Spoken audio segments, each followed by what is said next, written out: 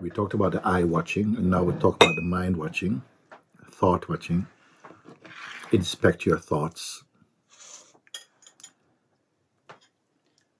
When it is seen that a thought that is appearing in the mind or as the mind is not true, then you must verbally declare it's untrue. This is not true. So not just think it's not true, but actually say this is not true. And then one wants to know, well, what is true? And as a matter of fact, most thoughts are not true. About practical things, it's okay up to a point, but let's start at a much more important level for recognition, and that is that whatever thought brings you into the I personality, the I person ego shape, that thought is not true. It's not good. So you can start with that. And in fact, nearly all thoughts that we are engaged with often is the ones that are reminding you of your sense of personhood, your position about something, what you believe, your take, your perspective personally.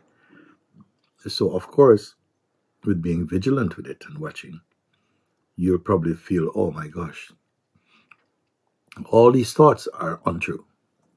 Don't be surprised at that, because what you're going to discover, don't be disappointed. What you're going to discover is the space behind the thought, the space that was before the thought, the space that's there during the thought, but is hidden or eclipsed because the attention goes to the thought, and the space that is there even after the thought has dissolved. And that space I'm calling the space of being, your natural state, peaceful, calm. Of course, mind will say, but I can't live like that. I've got things to do. You're going to discover that all the things can be done, and much better so, because they will drop away. What will drop away are the things that are exaggerations in the mind, the things that the ego keeps inventing as things to do. But then your whole energy field becomes choked up with just things to do lists, and also those thoughts that push you into states of agitation, fear, desire, anxiety. They are not true. So casting them out simply means don't fight with thoughts. You don't have to fight with them. Just remember that also one thing, you have the power as consciousness, because that's what you are, to see that whatever comes and goes cannot be as true as you who witness them. And keep remembering that. That which witnesses them is not the person, because the person itself is witnessable.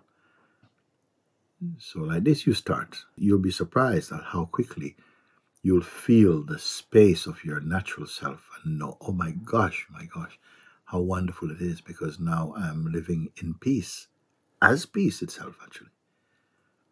You see? So this is very, very important. So many people are, they feel that their life is too busy, their mind is too busy, there's too many things to do, and there's no rest in their life and so on. But it begins with thought, and it ends with thought.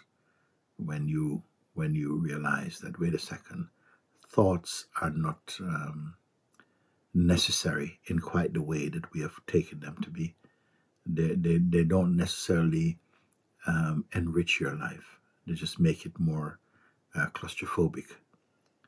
So pay attention to this and see, what did you find just by keeping that attention, checking out the thought energy, even feeling some feelings quickly, thoughts come in with them, and to check it out, is this true?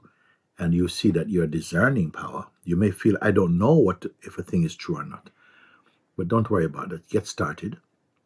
And quickly you will find that there's a power in you that has the capacity and the power to discern something to be true or not true. You get better at it. All the very best. Blessing to you. Okay. Bye-bye.